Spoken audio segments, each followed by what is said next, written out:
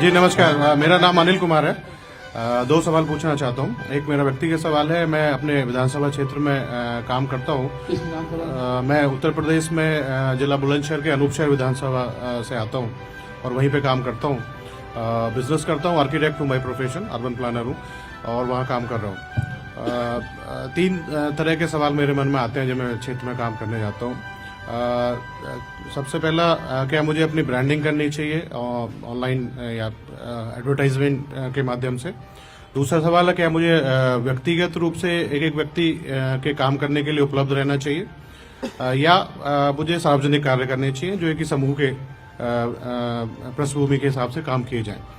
एक ये सवाल है, मतलब तीनों में से क्या चीजें सबसे ज्यादा इम्पोर्टेंट है, किन पे फोकस करना चाहिए मुझे। सबसे ज्यादा इम्पोर्टेंट जो मेरी समझ है वो अपने आप को लोगों के बीच में अवेलेबल रखना, उपलब्ध रखना।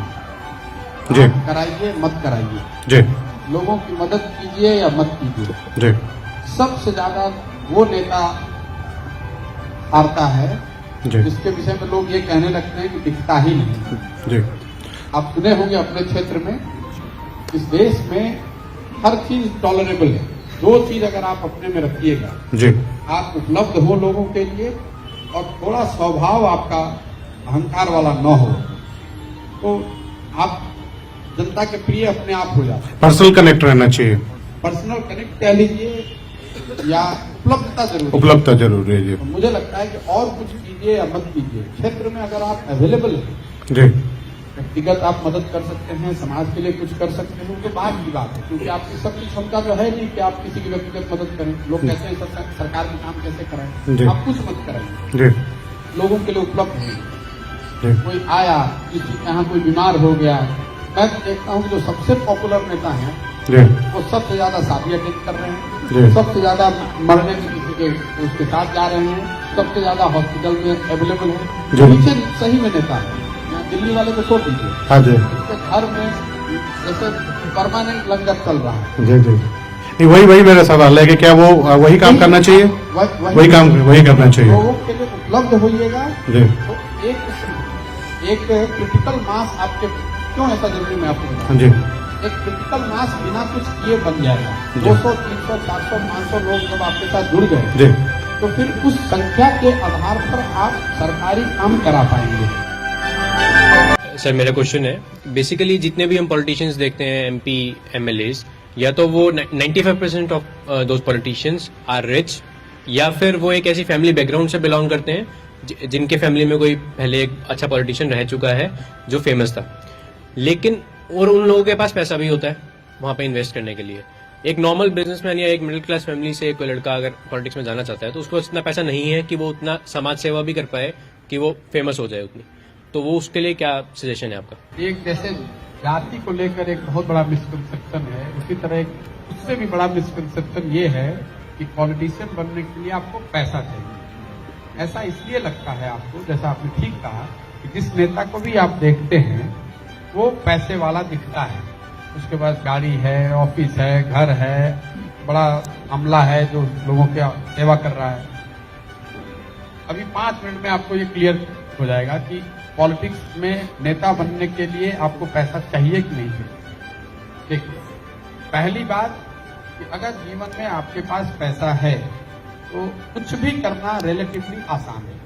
अगर आप डॉक्टर बनना चाहते हैं, इंजीनियर बनना चाहते हैं, बिजनेसमैन बनना चाहते हैं तो पैसा रहेगा तो ज्यादा आसानी हो जाएगी। लेकिन क्या पैसा नहीं रहने से आप पॉलिटिशियन बन सकते हैं कि नहीं? अगर वोट है, जन समर्थन है, तो नोट का जुगाड़ हो जाएगा। नोट से वोट का गारंटी नहीं है। मोदी जी हैं, बहुत बड़े पॉपुलर लीडर हैं, तो भारतीय जनता पार्टी देश की सबसे रिच पार्टी है, क्योंकि बहुत पॉपुलर लीडर है तो भारतीय जनता पार्टी को डोनेशन ज्यादा मिलता है। अंबानी जी हैं, मोदी जी से 100 गुना ज्यादा पैसा होगा, वोट तो नहीं मिल सकता है मोदी जी इतना। अब आप जिसको भी नेता मानते हैं, हम आप नेता को क्यों गाली दे रहे हैं? हम लोग ये कहते हैं कि नेता बनने से पहले कुछ नहीं थे, नेता बनते के साथ देखिए कितना गाड़ी खरीद लिया, घर बना लिया, बड़ा आदमी हो गया, कहते हैं ना।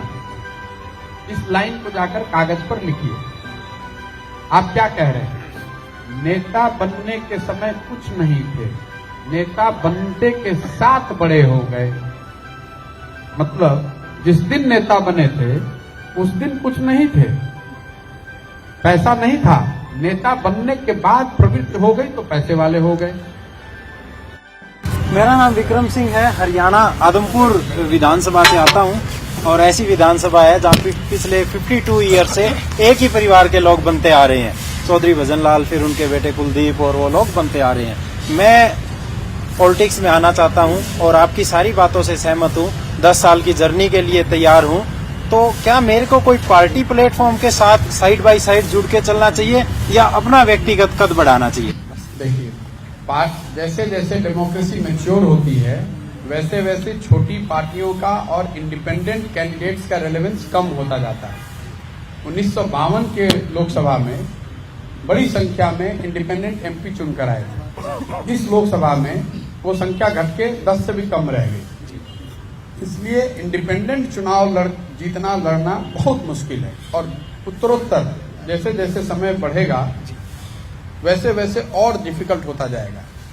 आपको अपने चॉइस की पार्टी ढूंढनी ही चाहिए, जो भी आपको अच्छा लगे नेता चुन लीजिए। इसलिए मैंने कहा वो आइडियलिज्म वाली बात, कोई आइडियल पार्टी तो है नहीं, लेकिन जो आपको उसमें कम खराब लगे या जो आपको आपके सोच के करीब दिखे उस पार्टी को ज्वाइन कीजिए और वहां पर उसके लिए काम कीजिए। हेलो सर, मेरा नाम विकास सिंह है। मैं रोहतास का रहने वाला हूँ। दिल्ली में जॉब करता हूँ। रोहतास में कहा? कोचस के पास। विधानसभा करहगर विधानसभा नया बना है सर। एक्चुअली जो क्वेश्चन है वो हम लोग यूथ में एजुकेटेड लोग हैं जो पॉलिटिक्स में जुड़ना चाहते हैं। तो जो प्रॉब्लम बहुत लोगों के साथ हो सकती है वो ये कि यहाँ पे बहुत लोग ऐसे होंगे जो माइग्रेंट हैं जी, कहीं और से हैं। They have proved themselves in education, they got a job, आज दिल्ली में रहने को बाध्य हैं। तो चूंकि वो हैं कहीं से तो वहां पे पॉलिटिक्स करें या फिर यहाँ रह रहे हैं तो यहाँ करें? एक पहला सवाल।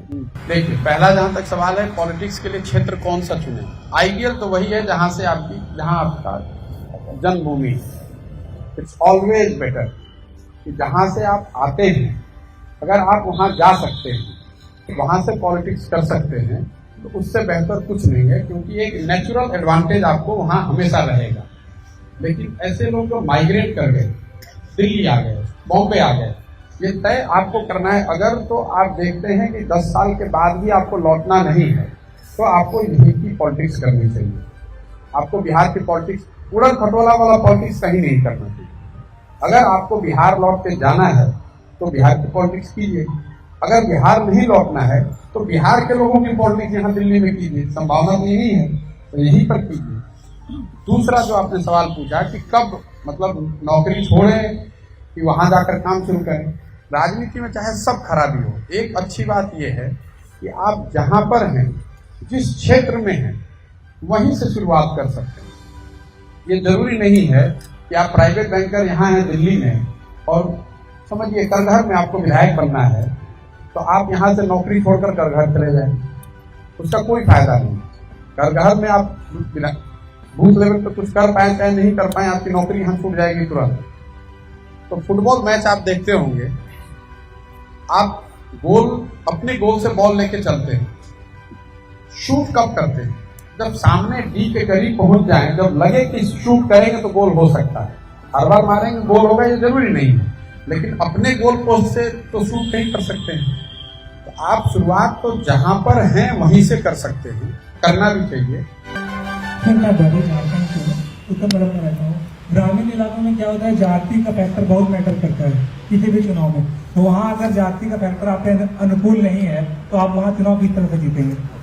जाति सच्चाई है, समाज की सच्चाई है, और मैंने पहले ही कहा कि आप उससे मुक्त होकर राजनीति नहीं कर सकते हैं। और इसमें कोई डिफेंसिव होने वाली बात नहीं है। भारत में अगर जाति है तो दूसरे जगह रेस हो सकता है, कहीं एथनिसिटी हो सकती है, कहीं स्किन कलर हो सकता है, कहीं रिलीजन हो सकता है। तो अगर कोई इंग्लैंड में आप जाइएगा कहेगा भारत में सब जाति के आधार पर ही होता है, तो आपको हमको डिफेंसिव होने की जरूरत नहीं है। अगर यहाँ होता है तो वहां पर भी किसी दूसरे नाम से होता होगा।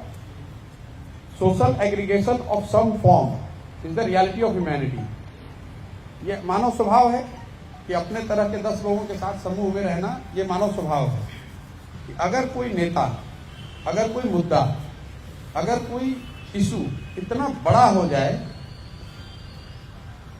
जिससे कि जनता प्रभावित हो, तो जाति थोड़ा बैक सीट पे चली जाएगी। जाति के रहते हुए भी आप उसको ओवरकम कर सकते हैं, provided you are a bigger leader, you have a bigger issue और there is an issue with which people have a connect. अगर जब वो बड़ी चीज नहीं होती है, देन पीपल और societies tend to fall back to caste. जो आप कह रहे हैं कि विधानसभा में या लोकसभा में निचले स्तर पे लोग कैंडिडेट का जाति देख के, उसका क्रेडिबिलिटी देख के माइक्रो लेवल पे वोट पड़ सकता है, लेकिन अगर लकीर किसी ने बड़ी खींच ली या किसी मुद्दे ने अगर पूरे देश में हवा बना लिया, राज्य में हवा बना लिया, तो सारी जातियों के बावजूद वो आदमी चुनाव जीतकर आ सकता है।